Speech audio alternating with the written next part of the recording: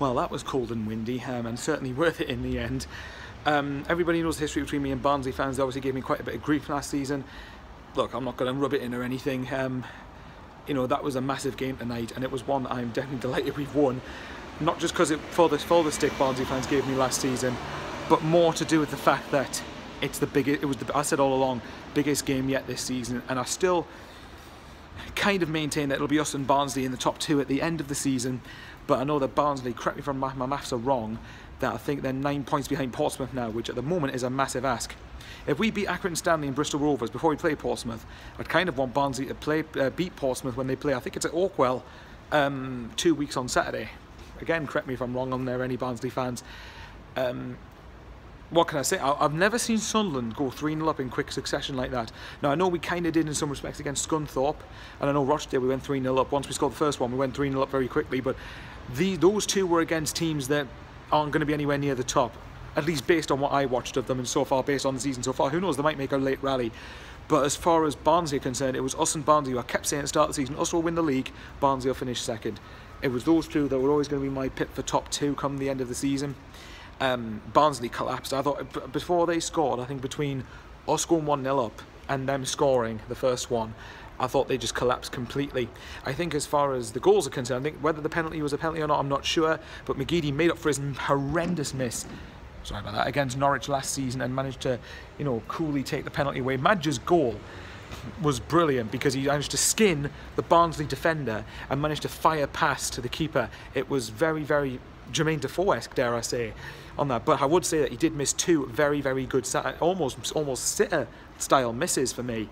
And then Gooch, I think his goal took a deflection, really. But nevertheless, we're 3-0 up. I thought we're cruising here. But I still felt like, you know, we weren't going to be in it.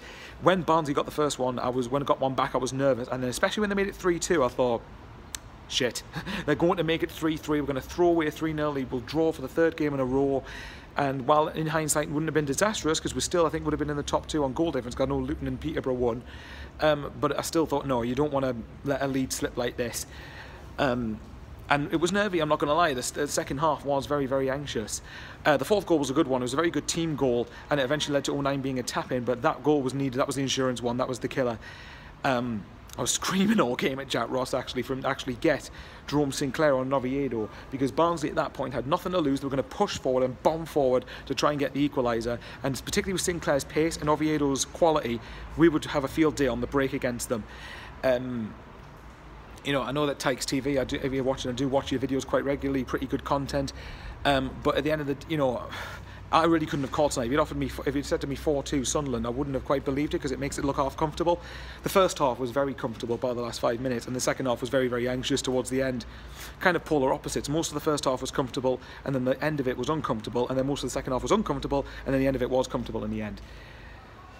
It's a momentum building win, and it's the biggest 3 points we've got yet so far this season, biggest win certainly so far this season. We'll have to wait and see what happens with that one. I think it puts us 5 points clear of Barnsley. We just have to make sure we don't let them close that gap, and hopefully we don't. Now it's just the aim to try and catch Portsmouth, and you look at that, Fratton Stanley will not be easy, and Bristol Rovers won't be pushovers. That rhymes, that. But when it comes to Portsmouth, that is a huge game now. If we can go there and win, who knows? I still maintain we'll win the league, and victories like tonight are why. And tell me right now, if Barnsley don't get the top two, they will definitely get the top six, and it wouldn't surprise me if they won the playoffs, to be honest. I'll love you and leave you there, guys. That's the biggest win yet of the season. Hopefully we build on this, and let's march on. Still a long way to go, though. Come on.